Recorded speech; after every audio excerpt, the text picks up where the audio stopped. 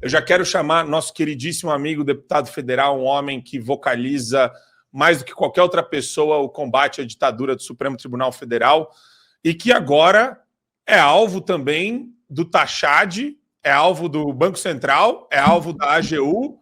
Quer dizer, falta você ser alvo do que agora, Gayer? De mais qual entidade ou repartição pública do governo federal vai para cima de você? Bom dia, meu amigo, tudo bem?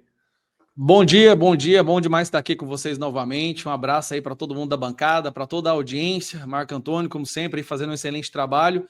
Eu acho que falta apenas o quadro superior, né? A cúpula de todos esses grupos que você acabou de falar, que é o PCC e o Comando Vermelho. Aí realmente já fecha o pacote, né? Porque você já falou AGU, STF, Lula. Então, a ordem deve estar vindo lá de cima, da do Marcola, eu acredito, né? Mas não é por isso que a gente vai parar de fazer o que a gente está fazendo. Eu estava na rádio ontem falando, você não tem medo de ficar falando? Eu falei, não, eu tenho medo de deixar o mundo uma ditadura para os nossos filhos morais. Esse é o meu maior medo, né? Então, a gente não vai parar de fazer o que a gente está fazendo e a gente tem que ter a hombridade de aguardar as consequências, né? Quaisquer que sejam elas.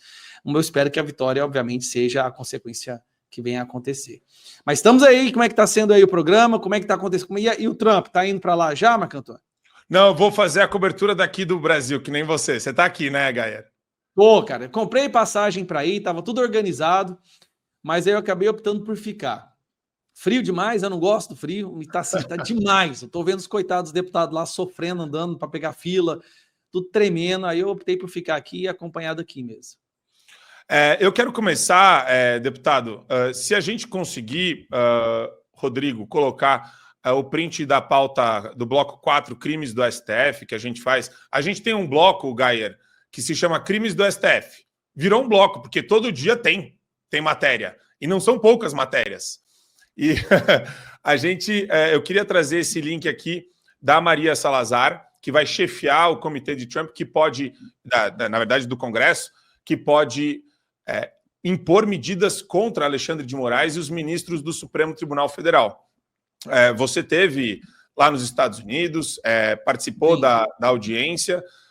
Eu queria saber de você, deputado, como que você enxerga este momento histórico, porque ele é inédito, nunca teve uma crise tão grande, não só entre os poderes, aqui é um divórcio entre Supremo Tribunal Federal e povo brasileiro. Sim. E um ambiente de ventos favoráveis externos, e ainda um ambiente muito difícil internamente, porque os caras, eles quintuplicam a aposta o tempo todo. Como você enxerga a postura da Salazar e as consequências disso? Nós nos aproximamos muito de alguns parlamentares nos Estados Unidos durante essas comitivas que nós fizemos para lá. E uma das pessoas que a gente mais criou proximidade, a gente organizou jantar e ela fez questão de ir lá no jantar com ela. Teve outros também, o Marco Rubio, o Chris Smith, mas ela foi uma pessoa que pegou com bastante convicção a nossa bandeira, até porque, né, por ser da Flórida, onde tem uma grande população latina, muitos brasileiros, ela percebeu, obviamente, ali que há uma possibilidade de ganho político, mas é uma pessoa que entende a história de Cuba e vê que o Brasil está virando uma Cuba, né? Ela não conhecia tão bem a situação da Venezuela, bem superficialmente, mas conhece muito bem a situação de como está Cuba agora. E ela percebe que o Brasil está prestes a se tornar uma Cuba. Agora, Cuba, uma ilha daquele tamanho, se tornando uma ditadura, não tem um impacto muito grande nos Estados Unidos. Agora, o Brasil, que é um dos maiores exportadores de carne, de alimentos do mundo, né, um país do tamanho continental, se tornando uma ditadura socialista, ela sabe sim que poderia prejudicar muito a vida do povo americano. Então ela comprou essa briga. Ela veio para cima, participou da nossa audiência pública, que teve aquele momento icônico, né, onde ela levanta a foto do Alexandre de Moraes e fala que o Alexandre de Moraes é o operador da ditadura. Então Lula é o ditador, mas ele usa um operador da ditadura dentro do judiciário para dar um ar, né, de legitimidade, de que tudo está sendo feito através das instituições democráticas e tal. Então, posso fazer um parênteses? Posso fazer um parênteses com essa parte que o senhor lembrou? É o seguinte, nesse momento da audiência, foi um momento foi até estranho, porque quando ela levanta a foto, o pessoal da comissão, inclusive nós, aplaudimos. Foi. E ela não entendeu o motivo do aplauso. Ela virou e falou, mas por que vocês estão aplaudindo? Isso não é para aplaudir. Porque a gente estava vislumbrando já bolhas sendo furadas e o discurso sendo incorporado no Congresso americano, né, deputado? Não, mas eu acho que depois ela entendeu. Na hora, ela ficou meio assustada, mas depois ela entendeu. E eu acho que o Paulo Figueiredo explicou logo na sequência, né? Que era uma sensação de alegria, porque pela primeira vez nós estávamos vendo uma autoridade do Congresso americano verbalizar aquilo que nós víamos como verdade. Aquelas palmas foi um momento de alegria, onde finalmente alguém entendeu. Foi exatamente isso. É a alegria que a gente sente quando a gente se sente representado. E olha que curioso, né? Nós brasileiros nos sentindo representados por uma congressista americana, porque aqui no Brasil já a gente não via mais solução, né? Um dos motivos que nos motivou a buscar essa, como é que fala, a levar esse debate para fora das fronteiras brasileiras é porque nós já havíamos percebido, e acho que com uma exatidão, que dentro do Brasil, com as ferramentas que nós temos aqui dentro, não há mais o que fazer. A batalha dentro do Brasil já havia sido perdida, o judiciário completamente dominado, a imprensa apoiando e passando pano para esse judiciário. Então, na hora que a gente viu que alguém lá fora, com autoridade, com capacidade de levantar essa voz, levar essa narrativa para outros lugares, percebeu, a gente ficou, obviamente, muito feliz, e daí que veio aquelas palmas, né? Exato. A gente tem a foto dela para colocar aqui, a foto histórica dela. A gente tem que sempre lembrar dessa foto, porque é simbólica a imagem e mostra o começo de algo que foi se avolumando, né? Até o ponto do Elon Musk ser inserido nas milícias digitais, ser citado diretamente, não o CEO dele, pela própria rede dele, pelo X. Quer dizer, é crime atrás de crime, é um negócio surreal, mas eles já conseguiram chamar muita atenção do pessoal no exterior. E agora acho que é difícil alguma coisa nesse sentido arrefecer a curto prazo. Paulo Henrique, você tem uma pergunta para o deputado? Claro. Primeiro, mandar os cumprimentos ao Gayer, né? Faz muitos anos que não nos falamos, né, meu caro, antes do senhor virar deputado. É sempre um prazer estar contigo. E obrigado. Gostaria de lembrar que a Maria Elvira Salazar, ela foi agora indicada como a líder, tá, do Comitê de Relações Internacionais da Câmara dos Deputados. Isso vai ter um papel fundamental. Deputado, o que eu queria comentar contigo, né, e até também pedir uma visão sua, é até uma cruzada que eu venho fazendo dentro do pouco alcance, do limite que eu tenho, que eu sempre falo que é extremamente importante todas essas ações louváveis, o que está sendo feito em relação aos pontos que o senhor comentou, mas eu vejo uma deficiência muito grande por parte da oposição brasileira, e aqui eu não estou falando de todos os deputados, mas a grande maioria, em ter uma articulação maior com um ponto que o senhor comentou, a questão da América Latina e o que envolve o Foro de São Paulo. Né?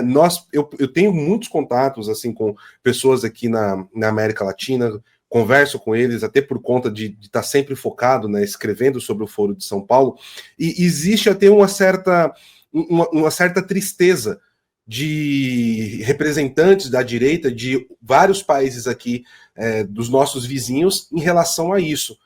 O que de fato nós temos de relações sendo construídas, além da Argentina, obviamente, do Milei, mas com outros países? Por que nós temos assim uma dificuldade de parte da oposição brasileira em ter articulações no que diz respeito à Venezuela também? O que a gente poderia melhorar? Quais pontos poderiam ser construídas? Lembrando que isso não é uma crítica aqui ao senhor ou tentar jogar água, né, de maneira alguma no todos os méritos e as ações louváveis quanto à relação com os Estados Unidos que estão sendo construídas, né? Trazendo um aspecto também que nós precisamos trabalhar profundamente. Olha, Paulo, eu acho que é uma estratégia nova que está sendo usada pela direita, né? Se a gente for olhar nos anos anteriores, não existia absolutamente nenhuma articulação internacional com pessoas da direita do Brasil e outros países. Isso é algo que começou a ser implementado agora. Começamos fortemente com os Estados Unidos, isso foi no final de 2023 que nós fizemos as primeiras viagens. Eu lembro que eu levei uma comitiva para lá que tinha, acho que 30 deputados federais e mais alguns senadores, fomos batendo de porta em porta. É um trabalho muito difícil. Normalmente, os parlamentares, os representantes eleitos dos seus países, eles estão muito preocupados, obviamente, com a política interna, né? E a direita tem muito isso, né? A esquerda é que já percebeu lá atrás que o importante é ter aquela coalizão internacional, como você mesmo disse, o Foro de São Paulo. Agora, o parlamentar de direita, o conservador, ele é muito focado para dentro do seu país. Então, essa percepção começou a mudar agora, tem 2 anos. Apenas 2 anos que nós começamos esse trabalho e olha o que nós já conseguimos, né? Já estamos aí articulando com a Argentina, El Salvador, né, com o Bukele, nós estamos nos Estados Unidos agora, como nunca estivemos antes, né? Uma articulação assim impressionante com os senadores. Agora nós temos aí o Elon Musk nos ajudando também dentro ali do governo, Donald Trump, que é um parceiro, um amigo do Bolsonaro, que inclusive o mérito seja dado, né? O Eduardo Bolsonaro caminhou bastante, né? Mas temos também com a Hungria, já temos conversa com a Itália e vários outros países, e é um processo que está começando agora. Então, o que nós conseguimos em 2 anos, saindo do zero e onde nós estamos agora, se você for ver proporcionalmente com o que a esquerda levou 60 anos para fazer, nós estamos caminhando muito bem. Mas eu acho que realmente um dos obstáculos é a questão da língua, né? Outro também, e esse é muito grande, inclusive, nós da direita não temos grandes organizações que financiam esses tipos de ações. A esquerda, você tem dinheiro internacional, George Soros pagando viagem, pagando hotel, fazendo eventos. O que nós temos? Sinceramente, todas as vezes, ou quase todas as vezes que a gente tem que ir para fora, a gente tem que ir com o nosso dinheiro, é suado, as portas não são abertas, não tem nenhuma organização para buscar lá, para caminhar, para nos levar de porta em porta. Então é um trabalho muito difícil. Eles têm uma estrutura gigantesca, em comparação com a nossa, nós temos 0 de estrutura. Várias dessas viagens que eu fiz para os Estados Unidos foi com o meu dinheiro. Essa passagem que eu comprei agora, todos os deputados que foram para os Estados Unidos agora na posse do Trump, todos, nenhum usou dinheiro público. Nenhum. A esquerda não, a esquerda é sempre com organizações, com associações internacionais, LEAD, e George Soros e BlackRock, eles têm toda uma estrutura, nós não. Então até para isso é mais difícil. Sem falar que eles têm muito dinheiro que eles roubam, né? Enquanto a direita não tem. Então fazer as coisas da forma correta e honesta é sempre mais difícil. Marco, se você me permite só uma pergunta aqui, rapidamente para o deputado. Deputado, eu tenho bastante material sobre o Foro de São Paulo, a estrutura ideológica deles, como eles estão trabalhando, as articulações que estão sendo feitas. Eu posso mandar isso para o senhor? Claro. Por favor, mande para mim o que vocês tiverem aí para poder me ajudar no mandato e representar melhor o povo do Brasil, eu serei grato. Perfeito. Eu vou entrar em contato. Vai chegar uma mini biblioteca para você. O PH tem livro escrito, com o Ernesto Araújo, tem bastante coisa. Fantástico. Satie, você tem uma pergunta para o nosso querido deputado? Tenho. Gaia, uma honra estar contigo aqui, dividindo a bancada mais uma vez. Fala, Satie, um abraço. Sempre bom estar contigo, cara. O Gaia é complicado, todo mundo publica a mesma coisa. Quando o Gaia publica, vem a AGU, vem PR. Todo mundo publica. Deixa o cara em paz, porra, pelo amor de Deus. Mas vamos lá ao que interessa. PH, muito boa sua pergunta. Eu gostaria de receber esse material também, embora não tenha sido indicado para mim, mas eu amo a América Latina. Já pensei muito nisso, sou fluente no espanhol e tenho experiência em vários países da América Latina com o cristianismo, o protestantismo, e eu penso que talvez isso também seja um excelente posicionamento para mim, para levar essa questão política para cá. Gaia, voltando aqui à pauta, o trabalho que vocês fizeram, cara, ao longo desses últimos 2 anos foi um trabalho incrível.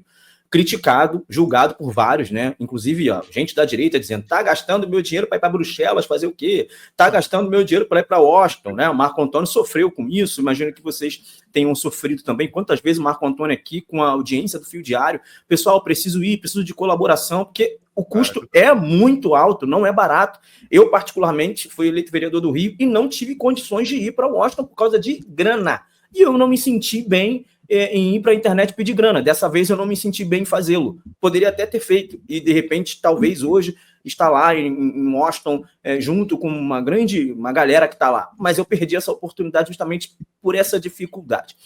Gaia, esse trabalho ao longo dos últimos 2 anos, viajando Europa, Bruxelas, vários países, Estados Unidos, inúmeras vezes.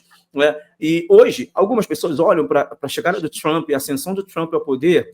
e acha ruim quando alguém fala assim, isso é uma nova esperança, vai ser bom para o Brasil. E tem gente que critica e fala, não, você não pode esperar ter esperança em pessoas que estão de fora, nós somos a esperança do Brasil. Ok, vai começar por nós somos os grandes protagonistas e, evidentemente, nós asseguramos a nossa soberania nacional. Mas para quem já está há 2 anos cavando pedra, cavando buraco, lutando por isso, fazendo essa articulação capitaneada pelo Eduardo Bolsonaro, sem a esperança de Trump voltar ao poder, porque há 2 anos atrás, meu irmão, o cenário era completamente tenebroso. E agora, eu me lembro exatamente, já vou concluir a pergunta aqui, há 2, 3 meses atrás, estávamos eu, você, o Marco Antônio, junto com o assessor Donald Trump, no gabinete do presidente Bolsonaro em Brasília, tem 2 meses, 3 meses, logo recém, quando a gente terminou o CPEC, estávamos lá sem esperança de vitória de Donald Trump. Agora, como você vê? Porque a gente vê uma faísca de esperança, mas para quem está articulando há muitos anos, vê que já está muito avançado isso. Você acredita que, evidentemente, nós brasileiros podemos criar expectativas com a ascensão do Donald Trump e a sua posse hoje no dia 20 de janeiro?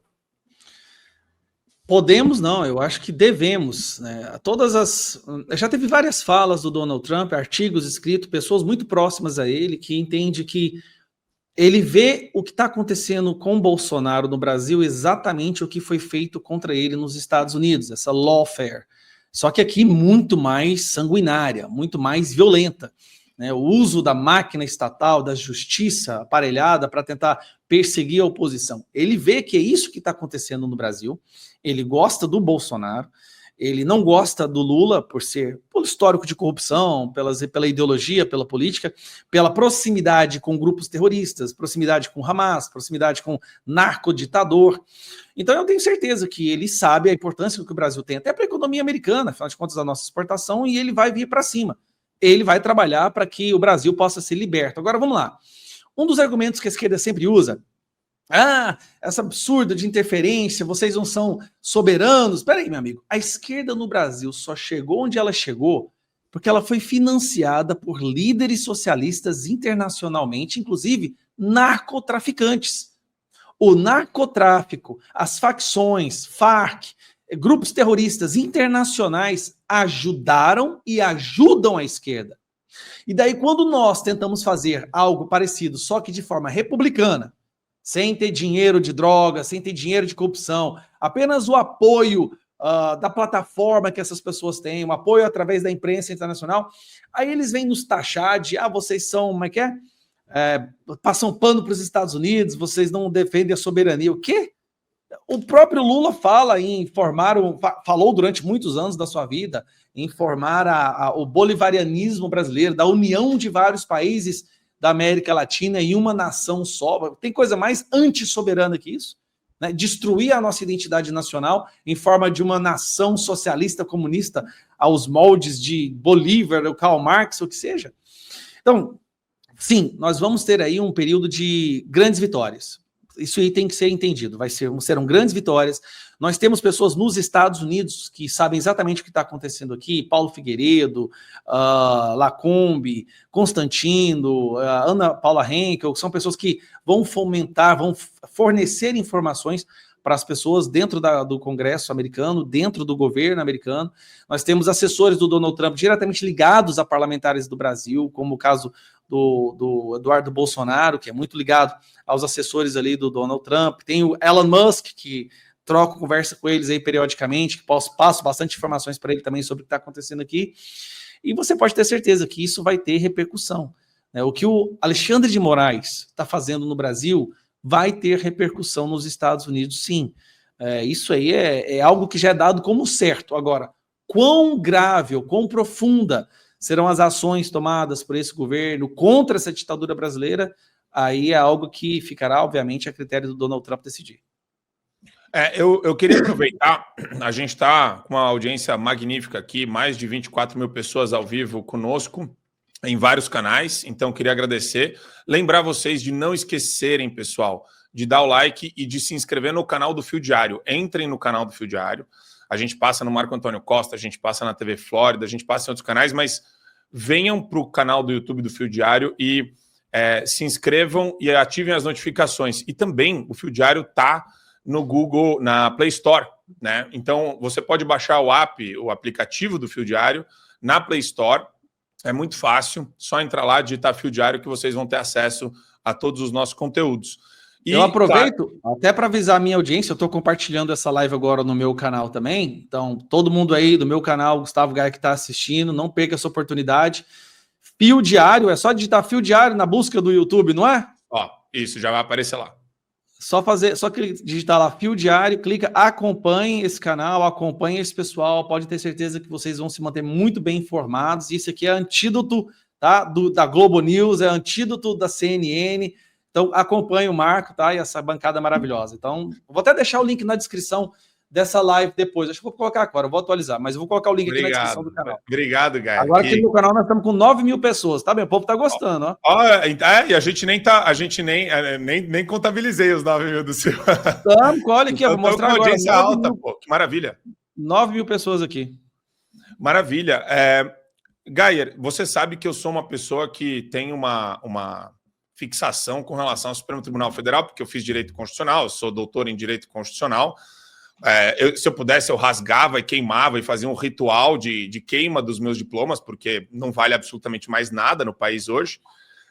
Mas o sistema é um consórcio. E você falou Globo News, CNN, isso tudo ajuda demais na lavagem cerebral das pessoas. E, mesmo assim, você tem um trecho do Lula falando agora, recentemente, mais um deslize, mas são deslizes muito estranhos, porque eles sempre caem para uma postura completamente ditatorial e autoritária. Eu vou colocar esse trechinho para o Gaia comentar a respeito para vocês.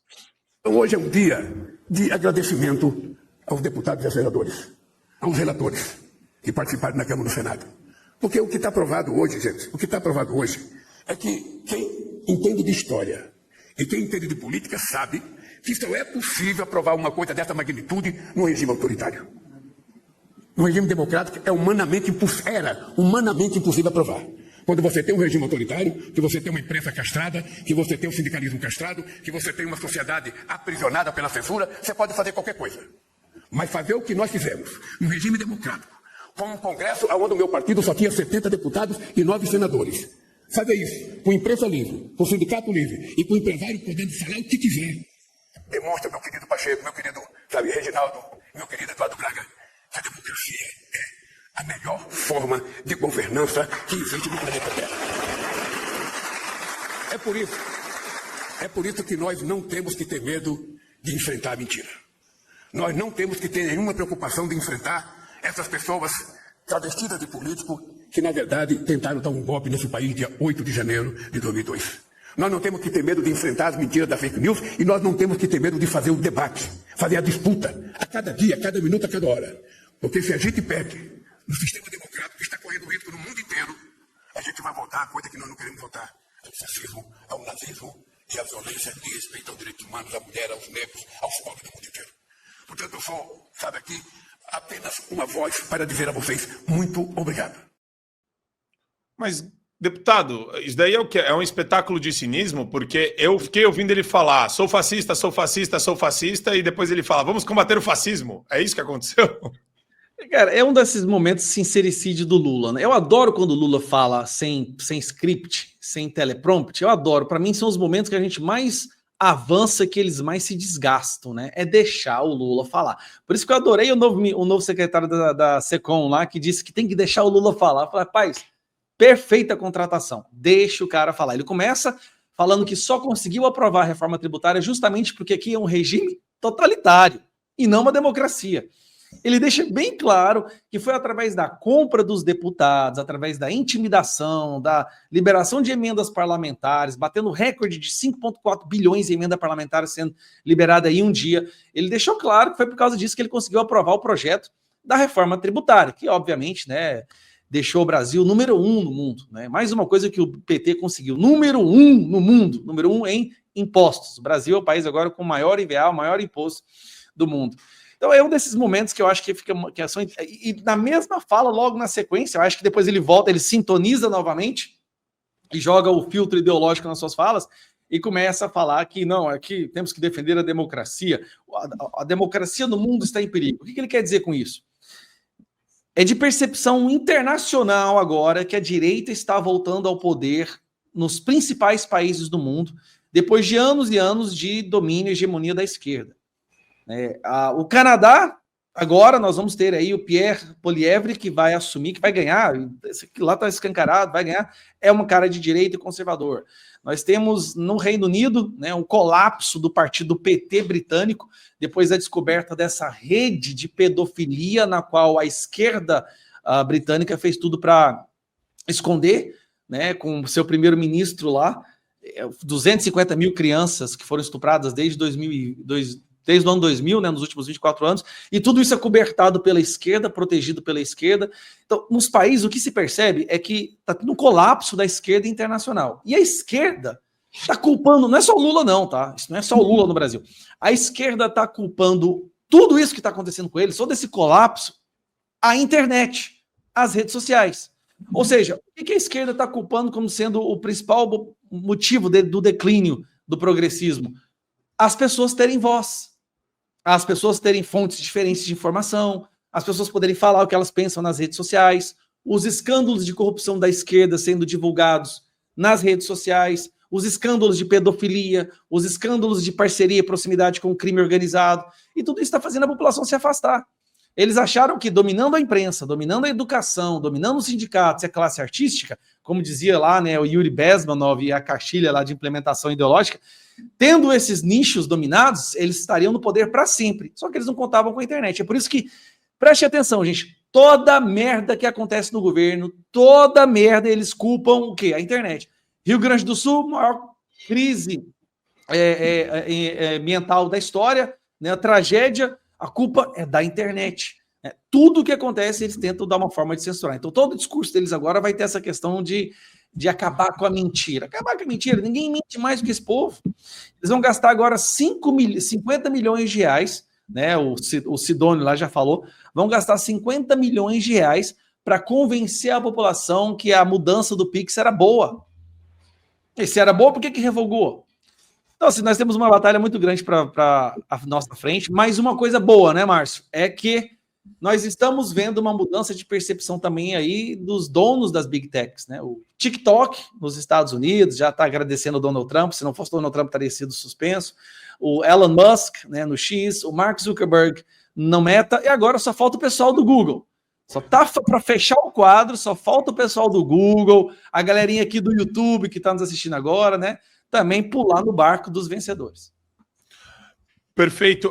Eu ainda tenho... Eu não sei se o Gayer está com o tempo muito apertado, mas a gente tem várias perguntas. Deputado, eu queria trazer mais uma questão, ainda sobre um tema que é atual, e claro, mais do que atual, né? O começo do ano legislativo é agora, está aí. Câmara e Senado. Queria saber como que você enxerga a mudança dos presidentes, se já é um jogo de cartas marcadas. A gente entrevistou aqui semana passada o senador Marcos Pontes, ele falou sobre a candidatura dele, falou que é a favor do impeachment do ministro Alexandre de Moraes, que é uma das pautas que ele defende, mas ao mesmo tempo, por exemplo, eu vejo, assim, o Marcos Pontes, ele na entrevista falou que o PL está apoiando o Alcolumbre e ele está saindo como uma candidatura independente. Parece que o Girão também vai sair com uma candidatura independente. Quer dizer, faz parte de alguma estratégia nesse sentido? Como que está sendo costurado isso? E na Câmara, como que está sendo costurado também? Paulo, você quer complementar? Não é nem para complementar, é só para eu me despedir, Marco, porque nós vamos fazer a transmissão. Vai fazer, à 13h o Paulo vai fazer pelo Fio Diário também a transmissão da posse do Trump. Exatamente. Perfeito. Estaremos aqui no Fio Diário fazendo a transmissão da posse do Trump, lá no PH Vox também. Então, vou me despedir para preparar tudo, né, já para a transmissão, agradecer a audiência, o espaço, como sempre, mandar um abraço mais uma vez para o deputado Gayer e para toda a equipe. Um abraço, pessoal. Obrigado, viu? Obrigado, PH. Obrigado, Paulo. Sigam o Paulo no PH Vox, canal dele aqui no YouTube, muito bom também, de geopolítica. Mas eu acho que é do interesse da nossa audiência, porque todos esses debates, eles ficam naquela correria, quando começa o ano legislativo, tudo é feito às pressas. E pouca gente sabe do bastidor, Gayer. Olha, nós estamos numa situação delicada. Eu vou passar para vocês a minha percepção, e obviamente cada um forma a sua opinião. Na eleição para a presidência do Senado de 2022, logo depois das eleições, né, eu fiz uma extensa campanha contra o Rodrigo Pacheco. E essa campanha teve uma amplitude gigantesca, né? A gente fez um placar, foram milhares de pessoas trabalhando, foi um esforço hércules para a gente poder eleger o Rogério Marinho, né? Eu acho que, inclusive, até você compartilhou o meu placar, não foi, Marco Antônio? Alguns momentos, o site também. E nós chegamos a ter 29 votos apenas. 29. Nós, querendo ou não, nós somos reféns de sermos minoria, tanto no Senado quanto na Câmara dos Deputados. E qual foi o resultado de termos tentado eleger um senador do nosso partido? Lembrando, foi-se falado que a maioria dos senadores era de direita. Não, nós temos ali um centrão fisiológico podre, assim, de nojar, e que se colocam como direita na época das eleições, mas assim que chega lá, rabinho entre as pernas, faz tudo que o STF manda, morrem de medo de seus inquéritos de corrupção. Bom, o resultado foi que nós não tivemos nenhuma comissão do Senado. Nós passamos esses 2 anos agora sem nenhuma comissão no Senado. Isso prejudicou muito o PL, isso facilitou muito o governo Lula. Mas facilitou muito, dos projetos serem aprovados com velocidade, nós não tivemos relevância ali dentro. Então eu acho que nesse momento, ao invés de comprar briga com esse sistema que ainda assim é muito mais forte do que nós, muito mais forte, vamos tentar pelo menos pegar algumas comissões e usar essas comissões para barrar o governo. O Senado foi atropelado nesses últimos 2 anos. E nada, isso eu posso garantir para vocês, nada, ninguém no mundo poderá ser pior do que o Rodrigo Pacheco. Eu nunca vi um indivíduo se postar como um capacho como esse cara. Eu sinceramente, acho que espero que o Brasil nunca mais tenha algum presidente do Senado e do Congresso tão covarde, tão vergonhoso quanto o Rodrigo Pacheco. Então, é carta marcada. Podemos lutar? Podemos fazer como nós fizemos em 2022, mas se perdermos, ficaria muito ruim para que nós pudéssemos defender as nossas pautas e as nossas bandeiras. Não gosto do Alcolumbre, já fiz diversos vídeos batendo nele. Com certeza ele vai ser um cara que não vai ter a coragem de enfrentar o STF, mas pelo menos nós precisamos ter alguma articulação ali dentro das comissões. E na Câmara dos Deputados é a mesma coisa. Nós ainda não somos um número relevante para mudar o caminho, para mudar a direção dos ventos. Tá? Nós temos que usar as ferramentas que nós temos agora, que são as comissões, onde nós podemos sim barrar muito projeto ruim. E eu acredito que o Hugo Mota vai fazer o que o Lira fazia. Ele vai acenar para os 2 lados, tentará ser sempre neutro. O Lira, em vários momentos, acionou para a direita, ajudou em projetos importantes, no caso do marco civil, do marco temporal, da saidinha, teve alguns acenos, e eu acredito que vai ser isso, vai ser ruim, só que se a gente compra a briga contra isso agora, vai ser terrível, será insustentável. Então, essa é a minha opinião. O Van Hatten vai ser candidato na Câmara dos Deputados também, torço por ele, né? Acho que há a possibilidade de eu votar nele, inclusive.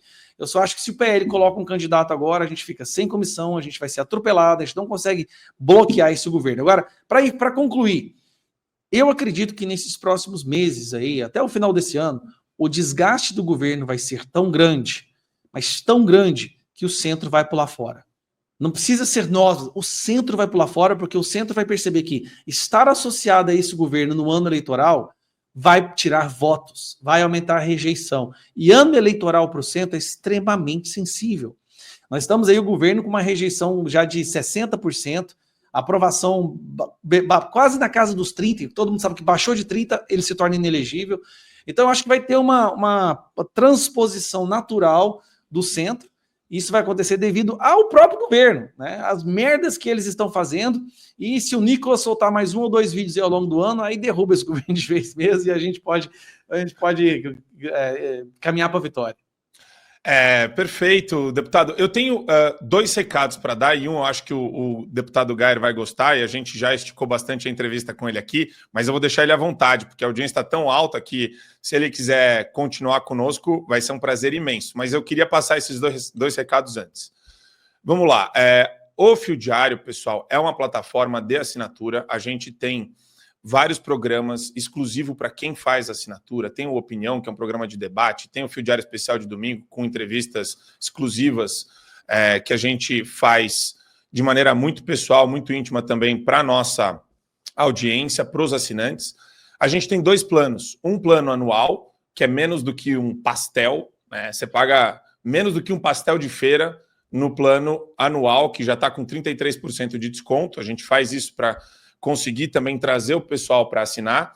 Então entra lá em fiodiario.com, pode baixar o nosso aplicativo na Play Store, pode colocar a câmera do celular aqui no QR Code que você vai ter acesso. E o plano do desafio, que é um plano para quem quer ajudar, de fato, né? Um plano de 10 anos de assinatura, mas que a pessoa que está assinando esse plano, ela está imbuída desse espírito de entender que nós precisamos mais do que nunca da ajuda de vocês como assinantes para conseguir mover a comunicação para frente no Brasil. Nosso sonho é ter infraestrutura, nosso sonho é ter uma estrutura de CNN sem a militância do PSOL que está na CNN hoje, né? Sem a militância universitária do PSOL que ancora vários programas. De manhã, o Live CNN é um programa que podia ser considerado o programa de uma rádio soviética da década de 70. Dá para fazer esse paralelo, só para vocês terem uma ideia. Só que todo mundo ainda deixa essa porcaria aberta em clínica, em consultório, em escritório de advocacia, e aos poucos a lavagem cerebral é feita, porque mesmo com a TV no mudo, você vê o GC é todo enviesado. A tarjinha que está aqui embaixo é toda enviesada. Então a gente precisa sim reinventar a comunicação brasileira que foi assaltada e sequestrada por bandido e militante. Esse é o nosso foco. E a transformação na comunicação, ela é essencial também para a transformação política do país. Na verdade, ela é condicionante da transformação política. Porque enquanto a gente fala com algumas bolhas algorítmicas, onde a gente está dentro, a Globo, querendo ou não, chega em 15 milhões de pessoas no Jornal Nacional. Ah, mas a audiência está baixa da novela assim, mas mesmo assim chega. Você vai nos rincões do país, o que está ligado nas casas é a TV Globo, é a novela, é o Jornal Nacional. Ainda faz parte do imaginário popular e coletivo que essas empresas de comunicação têm um resquício de seriedade, quando, na verdade, a gente vê de perto isso, com lupa, com prova, a postura de louca da Eliane Cantanhede, da Natuza Neri, da Andréa Sadi, do Camarote, de todo mundo, Otávio Guedes. Vai listando, você vai vendo. Os caras, eles são mais radicais que a galera do PSOL. Então é uma loucura isso. Por isso que a gente faz esse apelo para vocês. A comunicação passa, sim, sem sombra de dúvida, como algo que precede a política. Se a gente não constrói uma comunicação forte, a gente vai sempre ser refém das narrativas e vai agir de maneira reativa, né? O que é maravilhoso do que está acontecendo hoje no Brasil, e eu já fecho aqui, 2 eventos gigantescos onde nós pautamos eles. O convite do Trump, somos nós pautando, para o Bolsonaro, somos nós pautando a imprensa. E internacionalizou isso, saiu em todos os jornais. Bolsonaro foi impedido pela Suprema Corte do Brasil e fica claro o caráter despótico. Por mais que o cara não queira falar que o Alexandre de Moraes é um ditador, fica implícito nas matérias. Fica implícito, tá lá. Por mais que ele queira jogar o Bolsonaro como um vilão que está sendo investigado, tá na cara. O americano vê um negócio desse, ele não consegue acreditar no ministro. E depois ele vai buscar um pouquinho mais, ele vê do Elon Musk, ele vê de tudo que está acontecendo aqui. E também a questão do Nicolas. Somos nós pautando eles. O Nicolas pautou a imprensa e pautou o governo, a ponto dos caras ficarem numa crise até agora. 10 dias de crise do governo. Então, o nosso trabalho é pautá-los. A gente tem que pautar a imprensa brasileira. Esse é o nosso desafio. E o outro, Gustavo, aí pode abrir o plano aqui. Então, se você ainda não assinou, assine o Fio Diário. É muito importante para nós a ajuda de vocês, especialmente nesse momento histórico que a gente vive, porque a gente tem que aproveitar essas janelas de oportunidade que a vida nos traz. O outro, existe um instituto, deputado, criado nos Estados Unidos, chamado IFPE Brasil, Institute for the Freedom of Press and Expression Brasil, pela liberdade de imprensa e de expressão. Vai ser publicado até o final desse mês, começo do ano legislativo agora, começo de fevereiro, um estudo assinado por equipes do Davi Agape e do André Marcília, Davi Agape do time de jornalista, André Marcília do time de jurista, respondendo a pergunta quantos crimes Alexandre de Moraes já cometeu. Junto com esse estudo, que está todo estruturado, com método científico, algo bem aprofundado, virá também uma linha no tempo, um cronograma, um site com imagem, com documento, com toda a história sendo contada desde 2019, porque na imprensa está tudo esparso hoje, está tudo...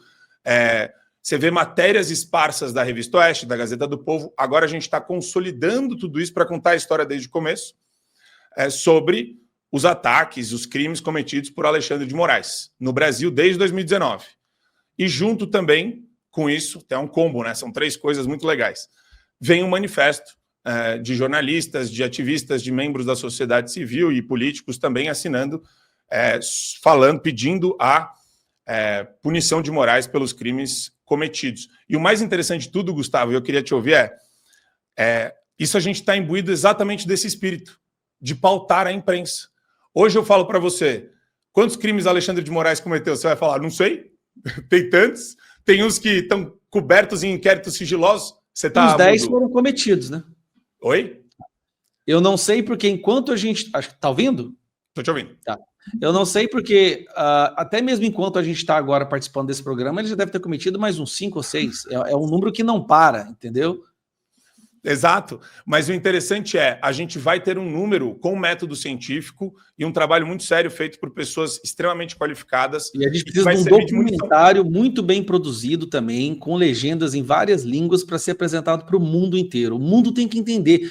Por que o mundo tem que conhecer o Alexandre de Moraes? Para que outros Alexandres de Moraes não surjam em outros países, usando a máquina do Estado, usando o discurso do Estado democrático de direito e defesa das instituições para instaurar uma ditadura, para acabar com a liberdade de expressão, para perseguir as pessoas que querem falar a verdade. Então, uma coisa que o Trump também percebeu é que, e o Elon Musk também, numa conversa que eu tive com o Elon Musk, ele me falou que o medo que ele tem é que outros países queiram replicar o Moraes. Deu certo, instauraram uma ditadura no Brasil fazendo isso, isso, isso. Então a gente tem que criar um manual de instrução para mostrar como que não pode acontecer. Esse vírus ditatorial que aprendeu a contornar todos os obstáculos aqui no Brasil e se posar de democracia. Então, assim, é um bem pro mundo, tá? É uma obrigação nossa, enquanto moradores desse planeta, difundir e divulgar quem é Alexandre de Moraes para que isso não se replique novamente, né? Para que outros países não precisem passar por essa celeuma que está acontecendo no Brasil. Perfeito. Só para dar um oi para a gente, acho que o Gustavo tem um amigo que está lá nos Estados Unidos que quer dar um abraço no Gustavo aqui. Vamos colocar o Coronel Ulisses, que está na área. Olha só. Bom dia, Coronel, tudo bem? Bom dia, meu amigo. Gustavo, você está fazendo falta aqui com a gente, viu? Nós vamos aí muito esse ano, Coronel. Agora tá frio demais. Tá frio demais. Rapaz, tá agora, nesse momento, se eu não me engano, 7 abaixo de 0. Ontem pegamos uma nevasca grande, mas o pessoal tá todo mundo firme, né? O pessoal pegou uma fila grande ontem para entrar lá no evento do Trump, não desistimos, e foi um evento realmente extraordinário, né? Com a presença de várias, não só muitas autoridades e conselheiros dele, né? Mas também pessoas importantes como o Dan White, como o Elon Musk, né? O Village People, né? Não pode ficar. Você dançou, agora? Fala a verdade. Você fez a dancinha YMCA? Eu não sei essa dancinha, né? Mas é legal. Mas, meu amigo, muito prazer revê-lo, né? Em breve estaremos juntos aí. E, Marco, obrigado novamente pela oportunidade. Nós estamos aqui à sua disposição. E nessas próximas viagens, Gustavo, a gente tentar bater junto com as autoridades americanas, naquele documento que nós entregamos, você estava presente lá na OEA, que hoje ele já está defasado, mas ali nós temos ali pelo menos mais de 100 crimes que foram cometidos pelo Alexandre de Moraes. Isso, e uma coisa interessante que o Coronel falou agora é que o Donald Trump já avisou que vai cortar fundos da OEA se ela não fizer algo ou não der um parecer, um relatório admitindo o que está acontecendo aqui no Brasil. Perfeito. Então, a maior parte do financiamento da OEA é do governo americano, é dinheiro público do governo americano. E o Donald Trump já falou, olha, se vocês não fizerem alguma coisa, não tem por que vocês existirem. Ou vocês começam a olhar para o que está acontecendo lá, ou a gente corta é a mesma coisa que ele está falando da OMS, que vai cortar, e ele sabe. Todo mundo já aprendeu uma coisa: o Donald Trump não é de ameaça, ele só avisa o que ele vai fazer. Aí a OEA já está numa situação que, tipo assim, rapaz, se a gente não admitir se a gente não falar sobre o que está acontecendo no Brasil, fechou a UEA. E isso é incrível, né? Porque eu lembro que o deputado Coronel Ulisses, ele preparou uma petição muito bem feita, algo muito super estruturado, e a receptividade daquilo, Coronel, pela turma que ouviu vocês, enquanto vocês estavam fazendo as denúncias, eu me senti num ambiente hostil, eu não me senti numa corte de direitos humanos que quer ouvir pessoas que estão sendo perseguidas, eu ouvi resistência das pessoas que estavam lá, dos burocratas, né, Coronel?